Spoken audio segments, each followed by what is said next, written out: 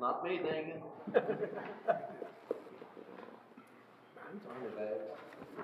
Good afternoon.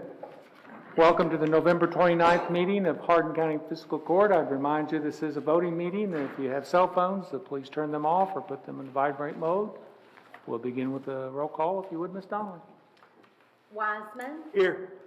Thompson. Here. Ronnie Goodman. Here. King. Judge Barry. Here. Easter. Here. Doug Goodman. Here. Williams. Here. Clem. Here. Magistrate Doug Goodman will lead us in the invocation, and Magistrate Bill Wiseman in the pledge, if you'll please stand. Would you join me in prayer? Dear God, our Heavenly Father, as we're assembled today, we're most thankful for this day you bestowed upon us. We ask you to guide us in our decisions. May we use our best skills and judgment for all of Hardin County. Peace and harmony prevailing. This we ask in Jesus' name. And all God's people said, Amen. Would you please join me in the pledge? I pledge allegiance to the flag of the United States of America and to the republic for which it stands, one nation under God, indivisible, with liberty and justice for all.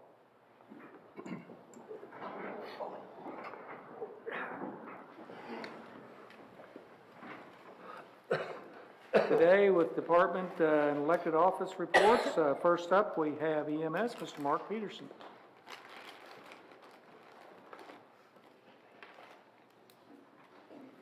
Good afternoon. Good afternoon. I have the September and October activity reports for Hardin County EMS for you all. First slide, we're looking at monthly collection comparisons, September 21 to September 22. September 21, we collected $700,000 versus $464,000 this year. That's because House Bill 8 money caught up with us this time last year. That's with a big difference in the revenue there. October 21 versus October 22. October of last year we collected $325,000. This year we've collected $425,000. So our year-to-date totals, this time last fiscal year we were at $1.3 million. This year we're just shy of $2 million in collections. Billable versus non-billable runs, September 21 versus September 22. This time last year we had made 1,576 runs. Of those runs, 1,115 were billable and 461 were non-billable. This year in September this year we made 1,403 runs. Of those, 1,132 were billable and 271 were non-billable. October of 2021 versus October of this year. Last October we made 1,488 runs. Of those, 1,118 runs were billable and 370 were not. This October we made 1,494 runs. Of those, 1,204 were billable and 290 were not billable. Fiscal year-to-date runs, we're down just a little bit. This time last year we had made a total of 6,348 runs. This year we've made 5,960. Last year those runs that were billable were 4,061 and non-billable 1,687. This year our billable runs are up at 4,794 versus 1,166 non-billable. Our mileages is up quite a bit. That has a little bit to do with we're doing some transfers to Northern Kentucky and Gordon, Kentucky and stuff like that here recently for Baptist Health.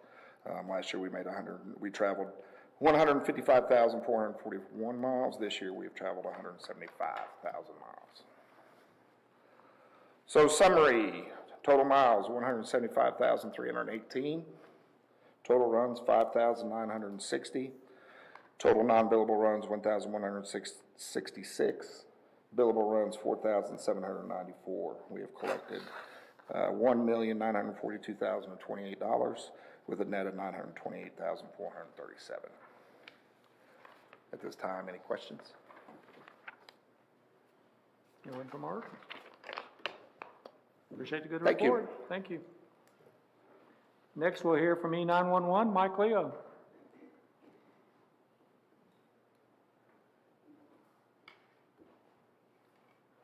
afternoon, Judge Barry, members of Fiscal Court.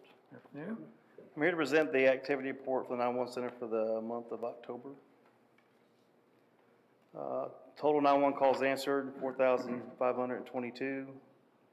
7,811 CAD reports created, answered 2,667 administrative calls.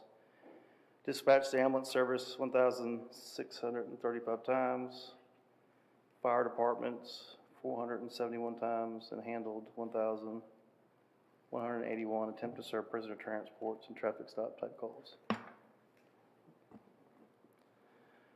Just calls of service by agency. EMS 61.3%, followed by the Sheriff's Office at 19.0%. You can see the remainder of the agencies we provide service to, their percentages there. Runs broken down by fire departments. For October, E-Town at 32.4%, Radcliffe 17.8%. And you can see the remainder of the fire departments that we dispatch for and their percentages there. Calls transferred to secondary sites. Total calls transferred 1,260, 476 to Radcliffe Police, 624 to E-Town Police, and 160 to the Kentucky State Police. Just some additional items. You guys can read this. I'll try to kind of give you the backstory. The state has partnered with a company called Rapid Deploy and Geocom to capture the entire state's NG911 GIS data. And we're talking about street center lines, address points, jurisdictional boundaries, service boundaries. All that information is being put into one location, and that information has been pushed back out and provided to every PSAP in the state. Which allows us to see addresses in Meade County, addresses in Nelson County, street center lines, things like that when the calls come in that are on the border, maybe at a location that's in a neighboring county. We have been able to capture that information. Next slide is basically just wants to congratulate Lori Ramsey. She's the one that's been at the forefront of all of this for the last 2 years, and we join 29 other counties who have been certified where our GIS data provided to them is considered critical error-free. So we're now, leading the way in the next-gen platform. Just a little bit more information, but prior to next-gen, the information that 911 PSAPs got from cellular companies was basically a GPS coordinate, longitude, latitude, that towers could basically capture. Now we have the ability to capture the location app data, your Google Maps and stuff, to pretty much pinpoint people from within feet versus meters. So it's a big leap into the future. So is Lori in here? So just wanted to thank Lori Ramsey. She's the one that's pretty much got us certified with the state. So that's about all I have. Anybody have any questions? Anything confuse anybody? Lori is just one very valuable person that we have in this county. We have many, but she is awesome. Yep. We are very blessed to be, within the first couple groups of this. So it's a very helpful tool that we've been able to use. Anyone else? Good job, as always. I'm amazed at how many calls you Yeah, I guys do too. field. I can't believe how many calls are on. Thanks, appreciate it. Thank you. Next, we'll hear from the Hardin County Detention Center, Jailer Josh Lindblom. You got all the good news? I guess you don't know why I called this meeting. Merry Christmas. Well, as you can see with that extra per diem money that is coming in now that we lobbied for last year, we are up a good bit every month now. So it's raised up a good bit, and it'll be probably projected about $700,000 is what it's going to help out this county this year. So we'll see by the end of the fiscal year. So that'll be a big push. Our intake, 519, release 525. So anytime we release more than we take in is a good month. Average daily compared to our total count, we've been dangling right around 680, so that's down a good bit from the last couple of months. State prisoners, 54% compared to county, 45. As you can see, the police agencies in Hardin County have been pretty busy. 47 operating under the influence. Assault fourth degree, 32. Possession of marijuana, 36. Violation of a Kentucky EPO or DVO, 5. Non-payment of fines, 36. Theft by deception, cold checks, 1. And shoplifting, 16. And you get into the felony, is the burglaries, first, second, third, 5. Robbery, first, second, 1. Assault, first, second, or third, 10. Possession of a controlled substance, 72, which is up. Flagrant non-support, only 2. And trafficking illegal substance, 24. Even though the mowing season is over, we're still picking up trash. We're still doing projects all over the county and every different municipality. So everybody's been pretty busy. We've been cutting firewood and giving away to folks that need it, and just every little thing. And I think last month, we picked up about 40 deer off the side of the road. So that was a big month. People going out there to hunt them, and they run out the road. So. Medical slowed down a little bit. We only have 334 inmates on medication this month, and nursing visits are only 1,130, so that's always a plus. Trash cleanup, 135 miles of roads and 2,598 bags of trash picked up off of county streets. Pretty good month. Too much, Yeah. too much. Any questions on anything? Thank you so much. We love to hear that from Appreciate it. trash pickup. Well, guys, I tell you this is my last reporting in front of this fiscal court for the year, so I just want to say thank you all for everything. And then I will miss we'll miss y'all, and it's been a great 4 years working with y'all, and it's been a real pleasure. Everybody except for Wiseman. No, I'm just kidding. Thank y'all for everything. You come visit me, because I'm not going to come visit you. Appreciate y'all. Thank y'all for everything. Thank you, Josh. We appreciate the good work you do as well. Thank you. Next, we'll move on to ordinances, agreements, and resolutions. First up, item 3A is first reading of ordinance number 329-4, Series 2022. It's amending the 22-23 budget. It is amendment number 4, and this would be first reading today. We would schedule second reading for our 13 December meeting. As you see, it includes federal grant for voting machines, some road funding for the Thomas Bridge project that was just completed. It had been programmed before to be in the last fiscal year, but ended up in this fiscal year now. And also a considerable amount of money there to be able to pay off the principal on this building. So is there a motion for first reading? So moved. Second. Motion by Mr. Doug Goodman, second by, it's a race, I guess, Mr. Thompson. Either one, both. Any discussion? Hearing none, Ms. Donnelly. Thompson, Yes. Ronnie Goodman, Yes. Judge Barry, Yes. Easter, Yes. Doug Goodman, Yes. Williams, Yes. Clem, Yes. Wiseman. Yes. Item 3B is first reading of ordinance number 331, Series 2023. It's a general obligation bonds for the library project. You've heard discussed before in committee meetings and that the expansion and the grant that was approved by the state for the library to be able to expand the main facility here in Elizabethtown. To do that, they're going to bond, and then the grant will help pay those bond payments each year annually for 20 years. So this is to get that process started, and we would have second reading again on the 13th of December. Move to approve. Second. Motion by Ms. Williams, second by Mr. Thompson. Any discussion? Hearing none, Ms. Donnelly. Ronnie Goodman, Yes.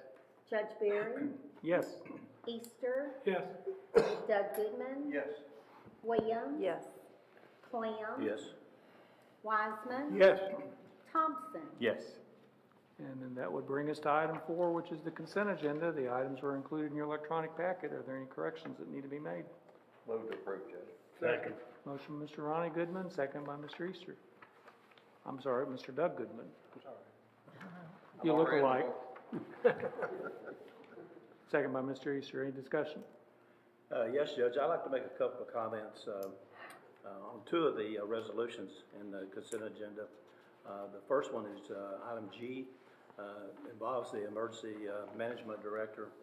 I just want to encourage folks to go online to the county site and look up under the consent agenda this item. And you will find in that letter from Bryce Shoemate a list of the accomplishments for the past 7 years of emergency management. And I just wanted to encourage folks to look at that. It's a long list of things. Under his leadership, the emergency management has grown in its quality. You just have to read it to understand all of it. And I would also encourage our local press to look at that and to even do a story on it, because I think it's that important for people to know how far emergency management has come the last 7 years under Bryce Shoemate. And Bryce, I just want to personally thank you for everything you've done. You've certainly left emergency management better off than you found it.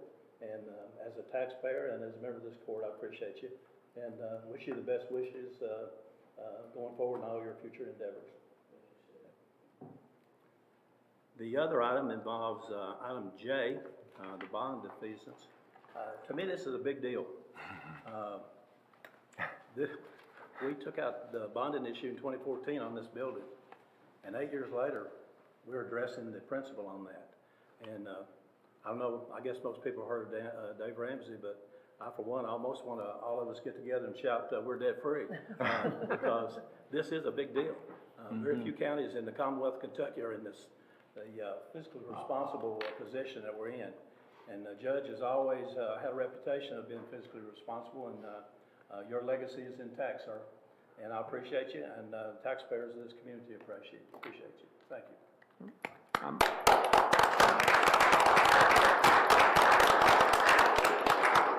Well, we certainly all do it together as a team. Today, as part of that team, we have Chip Sutherland here, who's been our counsel for bonding and that type of stuff in the past, our financial advisor.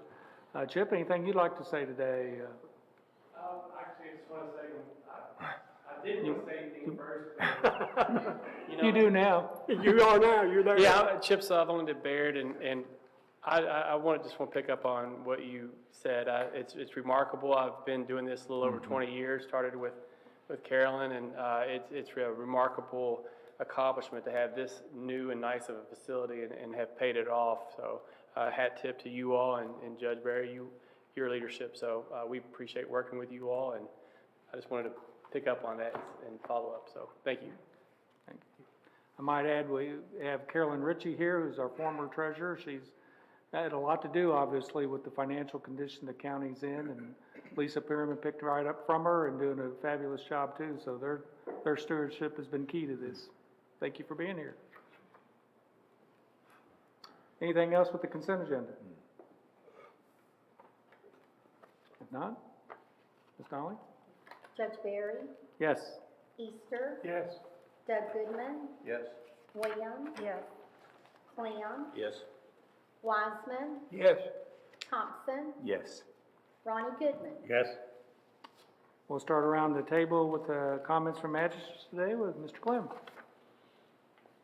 I just wanted to encourage folks during the holiday season especially not to drink and drive and not to text and drive. Thank you. Ms. Williams? Just a reminder, the Resources Committee will meet on December 20th at 3 p.m. for our last meeting of the year, just across the hall. Mr. Doug Goodman? I have no items, Judge. Mr. Easter? I have no items, Judge, thank you. Mr. Ronnie Goodman? I have nothing to do. Mr. Thompson? I just want to take a few minutes to sort of recognize, I suppose, our Hardin County Farm Bureau. During a recent state meeting, they were recognized and were granted an award for their program on Share the Road for safety and public awareness for the agricultural community. And They had these large banners that said share the road, and they got those out and publicized and reminded people that as you drive, you must share the road, especially to accommodate the agricultural industry in our county, because some of those pieces of equipment are huge, and you need to be aware of that and make a plan to share the road, and sometimes be a little bit inconvenienced. So they have been recognized for that. I'll further mention that if you are out in the Glendale area, you are seeing the constant use of our roads and how congested they sometimes get and how crowded it is to even make a turn sometimes anymore. So be aware, there's going to be some inconvenience as things move ahead, but along with those challenges come major rewards. So I encourage you to be patient.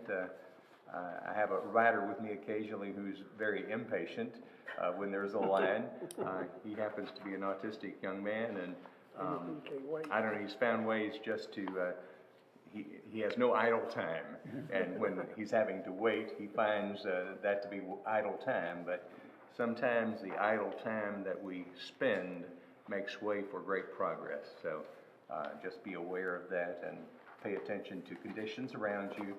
There seems to be an increase in the number of collisions even of late. So drive carefully, take every possible precaution to be safe and to keep everybody else safe, especially our children on those big yellow buses. Thank you. Mr. Wiseman? I have nothing, Judge. Ms. Oldham, anything from your office? No, thank you. Ms. Donnelly? All right, if there's nothing else to come before us, I'd remind everybody that the next meeting of Hardin County Fiscal Court is on Tuesday, the 13th of December at 3:30 in the afternoon here in the courtroom. And if there's nothing else, motion would be in order for us to adjourn. So moved. Second. Moved by Mr. Clem, second by Mr. Wiseman. Hearing no objection, we stand adjourned.